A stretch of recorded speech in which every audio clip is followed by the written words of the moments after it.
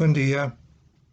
Continuando con el ciclo 2021 del Centro de Estudios Cívicos de Córdoba, nos interesa hoy referirnos a un aniversario importante, los 60 años de la publicación de la encíclica Mater e Magistra, Madre y Maestra, de Juan XXIII.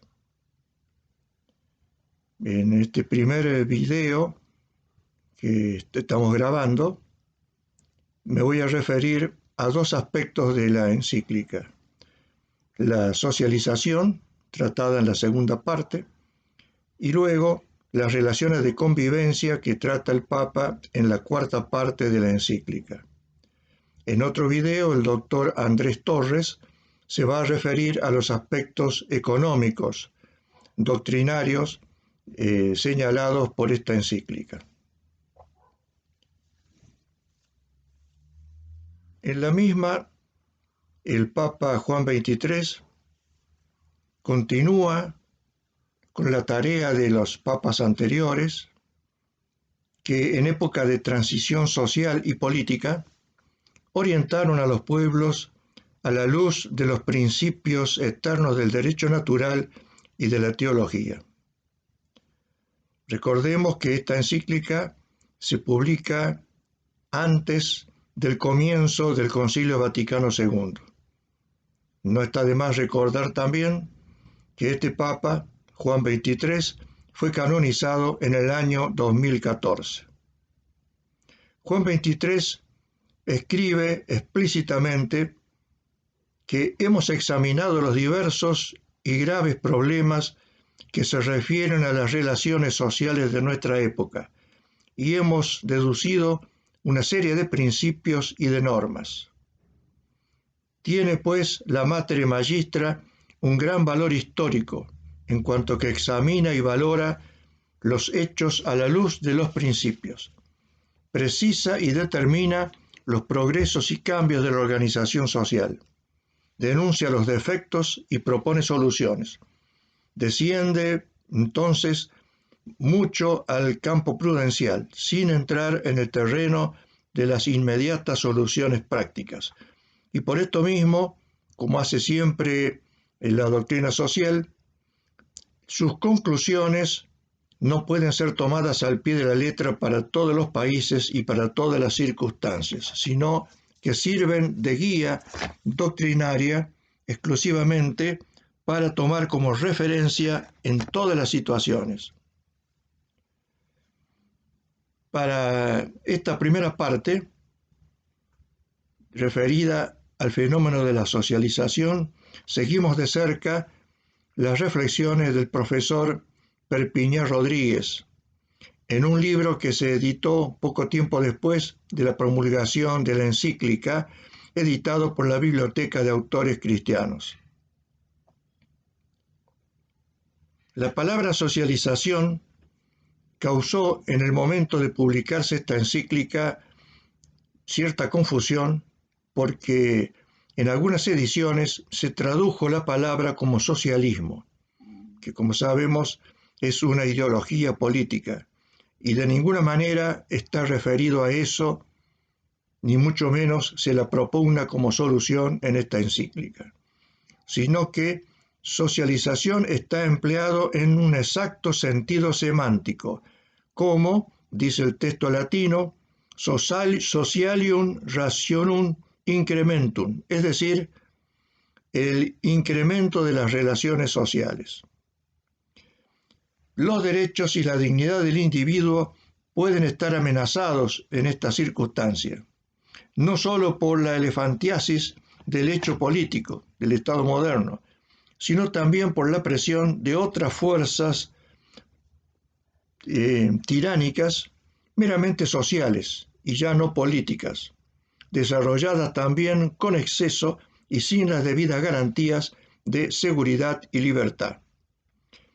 Dice el Papa en el párrafo 59, una de las notas más características de nuestra época es el incremento de las relaciones sociales. Hay aquí un fenómeno de socialización en sentido amplio.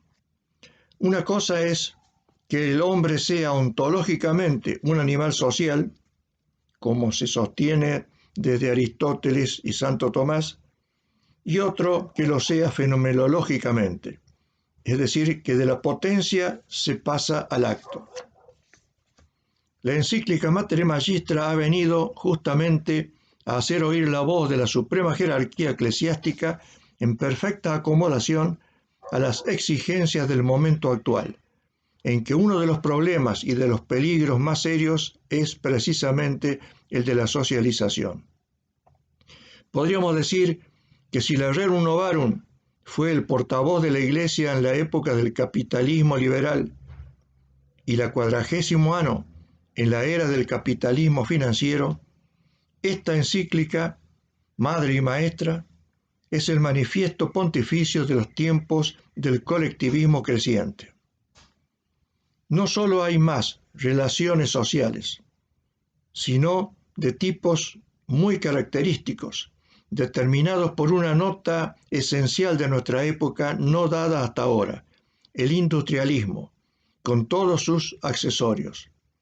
Entre los numerosos factores que han contribuido, dice el Papa, actualmente a la existencia de este hecho, deben enumerarse el progreso científico y técnico, el aumento de la productividad económica y el auge del nivel de vida del ciudadano.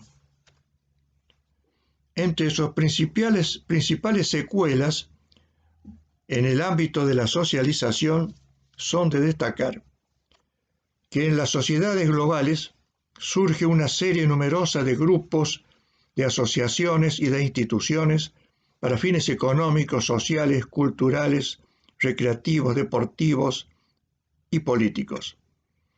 También faltan en el plano que también existen en el plano mundial. La regulación, vigilancia y armonización de estos grupos reclama inevitablemente una sutilísima red de normas y órganos que dentro de la comunidad nacional contribuyen al crecimiento del Estado y fuera de ella a la aparición de asociaciones internacionales.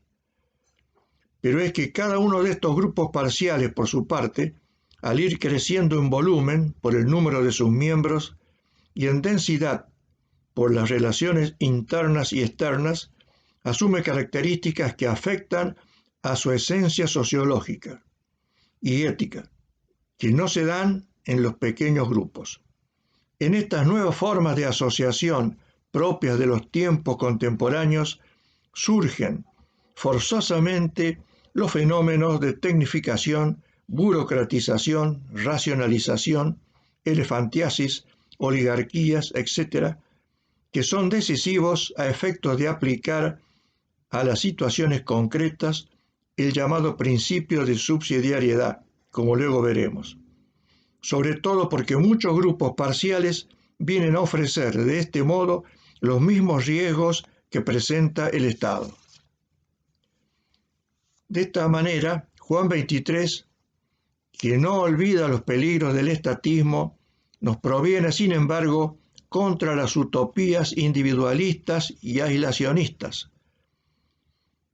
o nos previene contra las utopías individualistas y aislacionistas, al oponer la naturalidad del hecho social en todas sus formas y grados a la arbitrariedad de lo que podemos llamar el síndrome de Robinson Crusoe, es decir, la tendencia al aislamiento en alguna isla, en alguna comunidad, en algún barrio.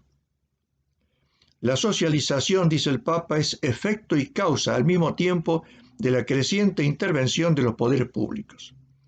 La necesidad del intervencionismo del Estado como consecuencia de las estructuras sociales contemporáneas es algo que la doctrina de la Iglesia admite ya de modo explícito y sin discusión desde la encíclica Rerum Novarum.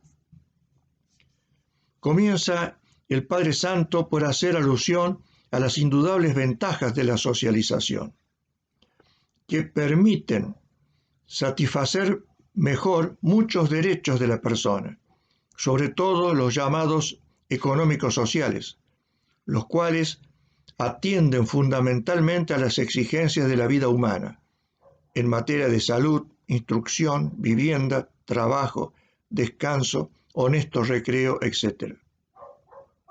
No faltan aún, aunque cada vez vayan siendo más raros, espíritus románticos que abominan de los inventos modernos y que echan de menos la sencillez de la vida de otros siglos, como también sigue habiendo quien piensa que el progreso material es causa u ocasión del materialismo vigente y de la perversión de las costumbres.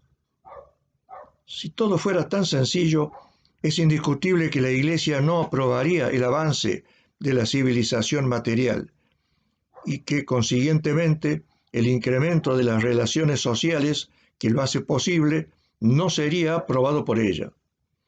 Pero no hay tal cosa.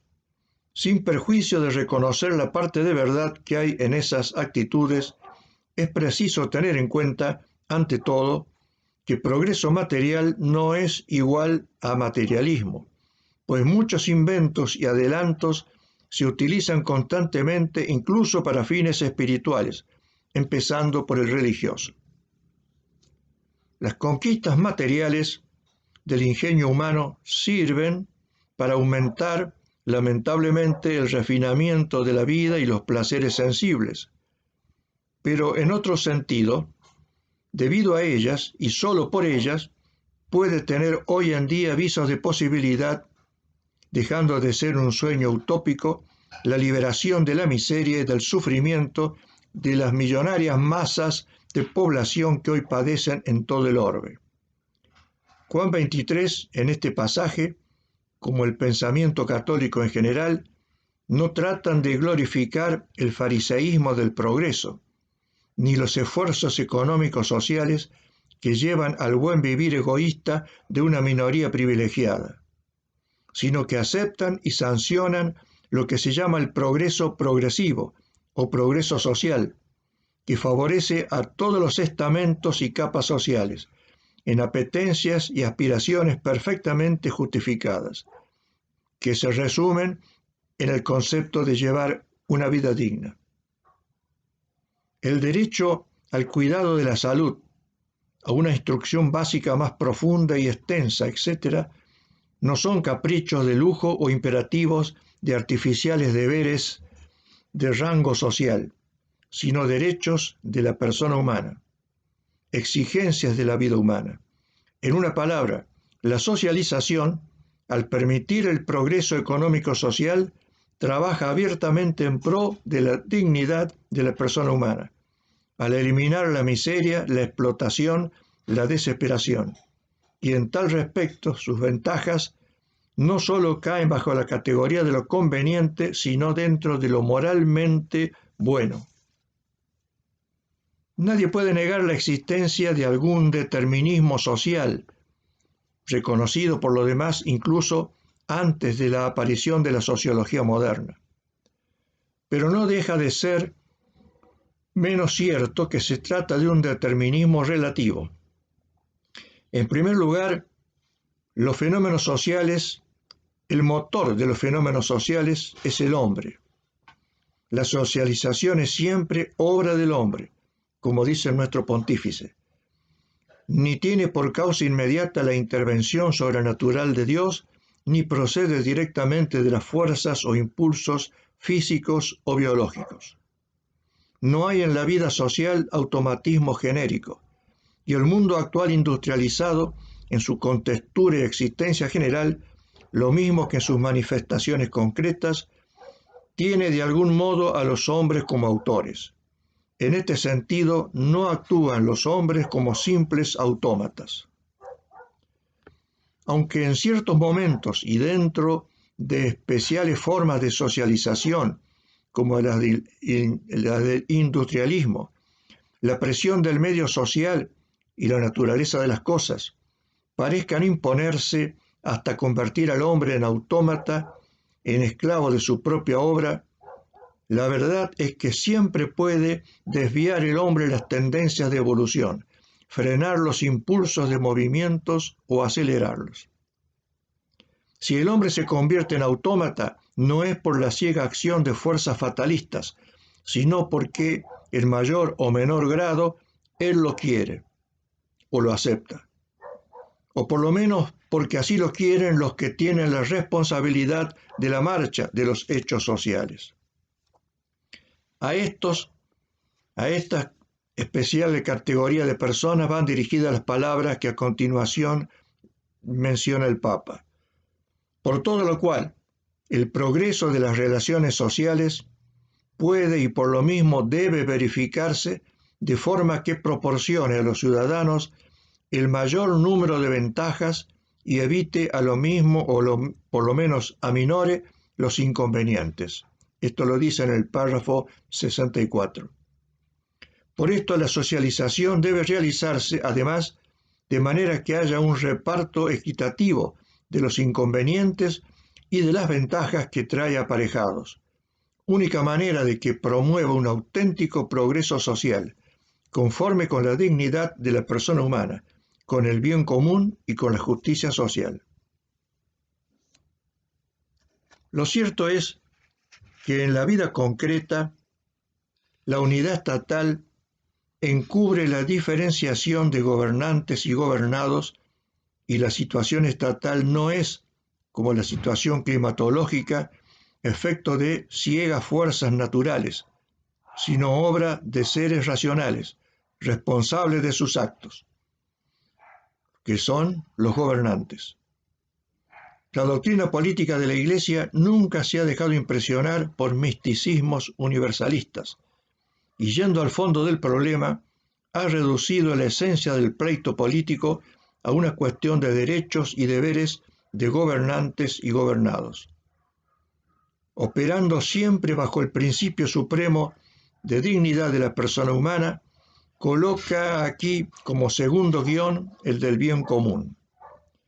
Los gobernantes tienen superioridad legítima y los gobernantes y los gobernados deben acatar sus mandatos y normas en cuanto a aquella superioridad y estos mandatos y leyes vengan sancionados positivamente por el bien común de la asociación estatal. Tampoco la encíclica Mater Magistra se inspira en este pensamiento. Dado por supuesto y admitido que el sistema jurídico político es indispensable para resolver los problemas de la socialización, hace ante todo una referencia expresa a dicho postulado. Para dar clima, dice el Papa en el párrafo 65, a esta tarea con mayor facilidad, se requiere, sin embargo, que los gobernantes profesen un sano concepto del bien común. Aquí nos detenemos un momento porque desde el Concilio Vaticano se ha adoptado como definición habitual del bien común una que no es suficientemente clara o precisa. Por eso, siguiendo el consejo de los mejores teólogos y filósofos que han analizado este tema, preferimos adoptar la definición de Pío XI en la encíclica Divini Illus Magistri, que dice: consiste el bien común en la paz y seguridad de las cuales las familias y cada uno de los individuos pueden disponer o disfrutar en el ejercicio de sus derechos, y al mismo tiempo en la mayor abundancia de bienes espirituales y temporales que sea posible. Después, la Mater Magistra agrega: juzgamos necesario que los organismos o cuerpos y las múltiples asociaciones privadas sean en realidad autónomos y tiendan a sus fines específicos, con relaciones de leal colaboración mutua y de subordinación a las exigencias del bien común. Nos encontramos aquí con el célebre principio de subsidiariedad, uno de los pilares de la doctrina social católica. Pío XI estableció, y sus sucesores han corroborado, que la necesaria intervención del Estado, como gestor del bien común, no debe llevarle sin límites a apoderarse de la vida privada, sustituyendo a las fuerzas sociales por su ejército de burócratas, sino únicamente, en principio, a canalizar el privatismo libre entre una legislación fundamental y una jurisdicción justa y neutral. La gestión directa del Estado solo puede ser subsidiaria. Cuando se trate de fines y actividades necesarias o convenientes al bien común de los bienes intermedios particulares no puedan o no quieran asumir, o bien cuando la gestión de dichos grupos sea nociva o demasiado peligrosa para la convivencia y la justicia. Solo entonces entrará en juego el derecho público. A la inversa, donde esté presente satisfactoriamente la asociación privada intermedia, el Estado debe abstenerse de administrar. Ejemplo típico del primer fenómeno, estatismo justificado, es el de las propiedades y actividades que llevan consigo tal poder económico o de otro tipo que no es posible abandonar a las personas privadas sin poner en peligro el bien común. Resumiendo este aspecto, en el progreso creciente que las relaciones sociales presentan en nuestros días, el recto orden del Estado se conseguirá con tanta mayor facilidad cuanto mayor sea el equilibrio que se observa entre estos dos elementos. De una parte, el poder de que están dotados los ciudadanos como los grupos privados para regirse con autonomía, y salvando la colaboración mutua de todos en las obras. Por otra parte, la acción del Estado que coordine y fomente la iniciativa privada.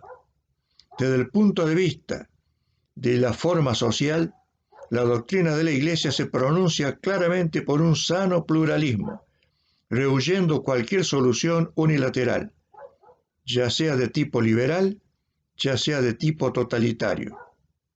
Entonces, individuos, grupos inferiores y Estado son tomados en consideración para participar en la gestión social.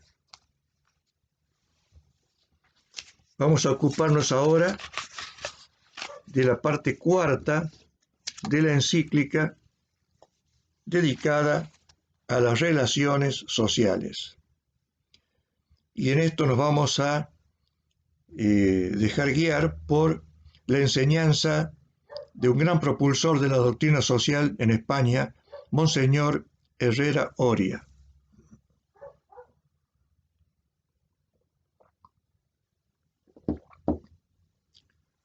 El carácter propiamente pastoral de esta encíclica se acentúa en la parte cuarta. El Papa atiende en ella a la difusión de la doctrina social católica, a la formación de la conciencia, a la perfección individual y a la santificación de los fieles que emplean su vida en actividades temporales. Muestra el Papa su constante preocupación de pastor universal de todas las almas, que le obliga a mantener viva la jerarquía de los valores y a considerar todos los bienes temporales como instrumentos para un fin superior, que es la perfección espiritual de los seres humanos. Esto hace socialmente fecunda y civilizadora la santidad individual. Comienza la parte cuarta con una alusión a las diversas ideologías de la época moderna. Toda doctrina social tiene un contenido metafísico moral. Ocupándonos ahora del aspecto moral. En este campo podemos decir que todas las tendencias ideológicas o escuelas de pensamiento se reducen a tres grupos. En el primero, la realidad económica es ajena al orden moral. Eso es típico de la ideología liberal. Por otra parte, otro sector considera que la realidad económica se identifica con el proceso dialéctico ciego de la materia, que es lo único existente. Esta es la posición del marxismo. Y finalmente, la vida económica debe someterse a las leyes de la moral, el bien económico en sí mismo no es más que un medio, no un bien último absoluto. Esta es la posición del cristianismo. La Iglesia presenta y proclama una concepción siempre actual de la convivencia, siempre actual y siempre nueva. La Iglesia acompaña a la humanidad en el curso de la historia, aplica su magisterio a los nuevos aspectos de la vida que van surgiendo, acepta todo legítimo progreso y denuncia las desviaciones del recto camino. Y a la vez, con sus normas y directrices ilumina el orden temporal, pero somete la política y la sociología a la ciencia de Dios. E igualmente respeta la facultad de los poderes humanos para que, según las circunstancias en cada caso, desarrollen y apliquen los principios. La Mater Magistra responde tanto a las exigencias de la naturaleza como al carácter de la sociedad actual. La doctrina expuesta por Juan 23 puede ser aceptada por todos. Él se dirige a todos los hombres sensatos, en el párrafo 221. Acotemos que, a partir de la siguiente encíclica de Juan 23, la Pacem in Terris, que de algún modo complementa la Mater Magistra, a partir de esta encíclica, Pacem in Terris, comienza el hábito, la costumbre de los papas de dedicar los documentos, además de al clero y a los fieles católicos, también a todo hombre de buena voluntad. La perfección natural del hombre, dice Santo Tomás, consiste en la posesión suficiente de todos los bienes capaces de asegurar el mejor desarrollo de la vida y de sus operaciones. Cuando estos bienes se encuentran de tal modo dispuestos que cada ciudadano puede utilizar el que necesita, al conjunto se lo llama bien común.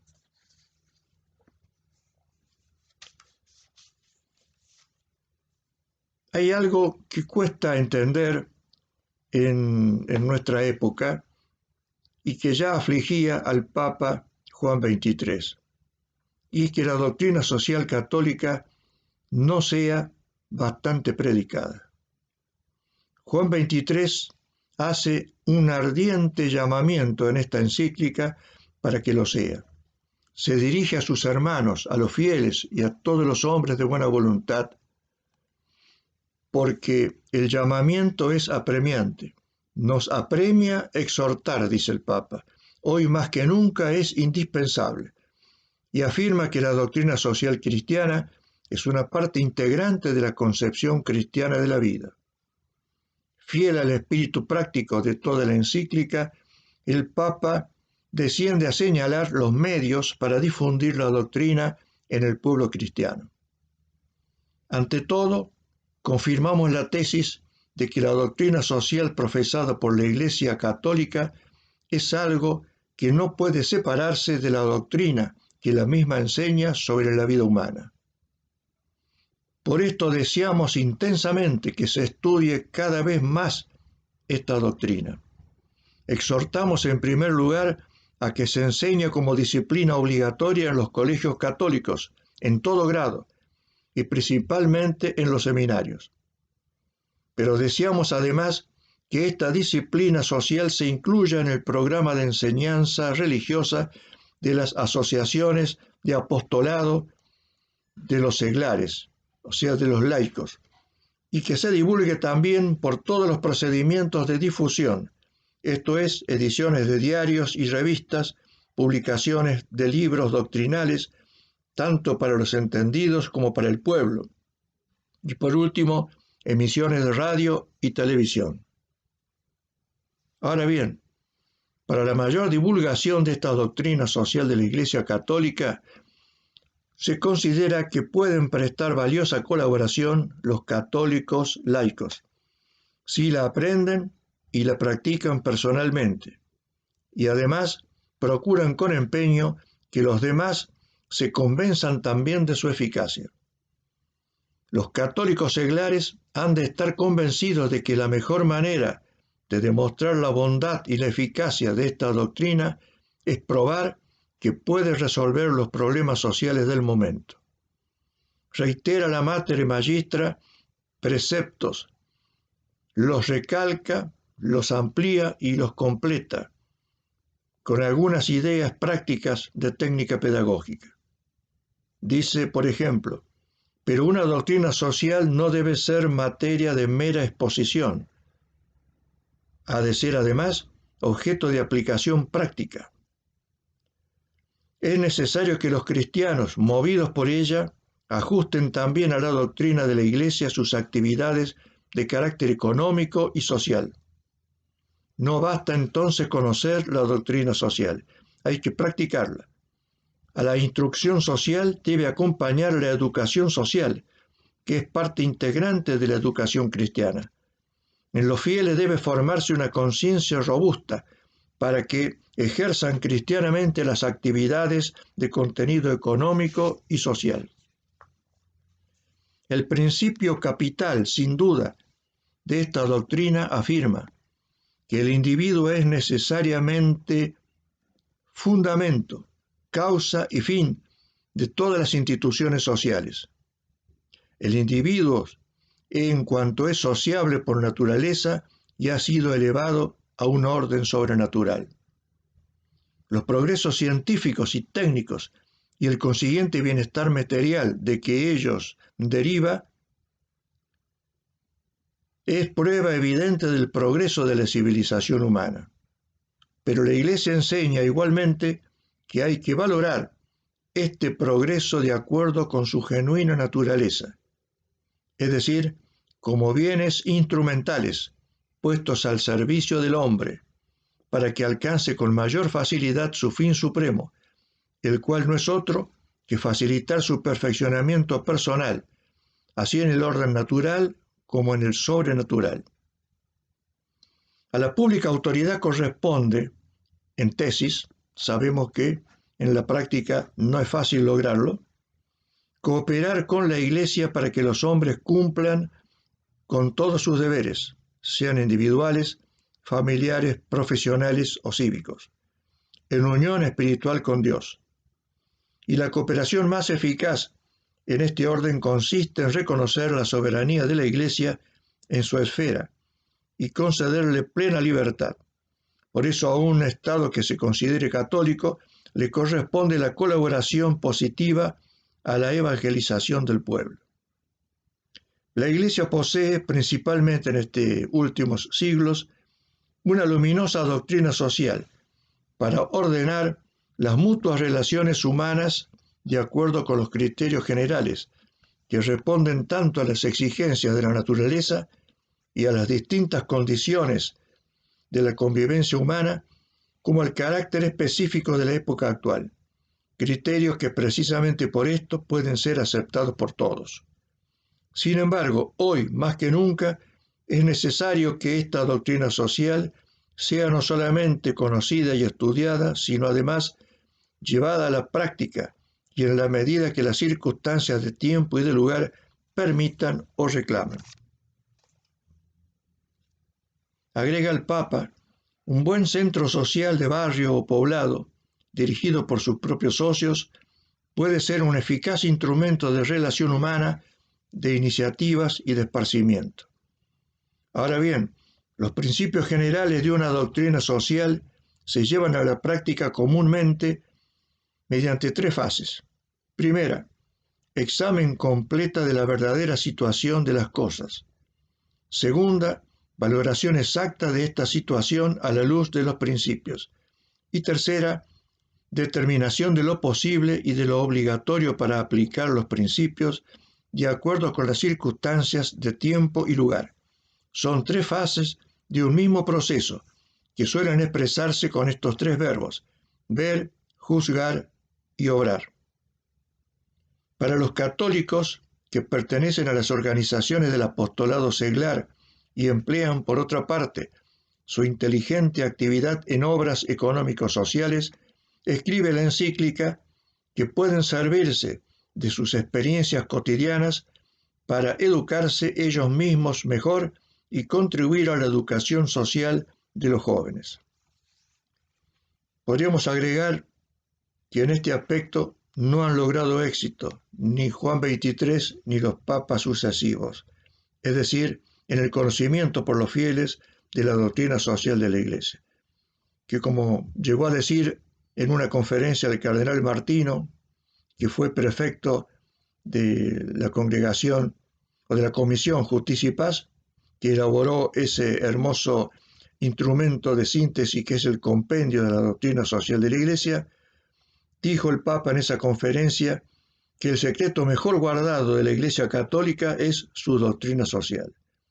Es algo lamentable, a lo que deberíamos contribuir a evitar o solucionar todos los católicos que hemos tenido la suerte de conocerla y estudiarla, para difundirla con la intensidad y urgencia que necesita nuestra época. El Papa Juan XXIII termina la cuarta parte analizando los problemas que suelen plantearse cuando surgen diferencias aún entre católicos rectos y sinceros. Si esto sucede, la caridad y la paciencia demandan mutua consideración, respeto recíproco y no desgastarse en discusiones interminables, situarse en la zona de las coincidencias, realizar el bien posible y no olvidar que lo mejor puede ser en la práctica enemigo de lo bueno. Y en las relaciones, si son con quienes no poseen la misma visión de la vida, entonces es necesario guardar firmeza en las convicciones, pero serena benignidad para oír opiniones ajenas, espíritu de comprensión y desinterés, y ánimo pronto a la colaboración. Del espíritu de comprensión se habla mucho en nuestros días y con razón. Exige ese espíritu que en las relaciones humanas no se olvide al hombre. Sobre una verdad abstracta no cabe más que un proceso intelectual. Pero sobre una verdad expuesta por un prójimo o sobre una actitud o conducta aceptada por él, el proceso es distinto. Lo primero es comprender al prójimo, situarse en su lugar, examinar el valor que él le da a su postura o a sus palabras, tratar de explicarlas favorablemente, llevar la tolerancia cristiana al límite y proceder siempre con espíritu de caridad. Dice el texto de esta encíclica: colaboración leal con todo lo que sea bueno por su naturaleza, o al menos se pueda reducir al bien. Es espinoso, pero no debe evadirse el tema de la colaboración con la autoridad pública. Una cosa es colaborar con la pública autoridad, con el Estado, con el gobierno, que a todos se nos exige. Y otra distinta es renunciar a las propias ideas políticas, cosa que no se puede exigir a nadie si son lícitas. Las opiniones políticas son perfectamente respetables y además compatibles con el cumplimiento de las obligaciones ciudadanas. Con esto hemos querido hacer un breve resumen de las partes 2 y 4 de la encíclica, y como dijimos antes, en un próximo video el doctor Torres se va a referir a los aspectos económicos, hoy tan vigentes y tan polémicos. Les agradezco la atención y seguiremos en contacto a través de nuestro canal de YouTube. Muchas gracias.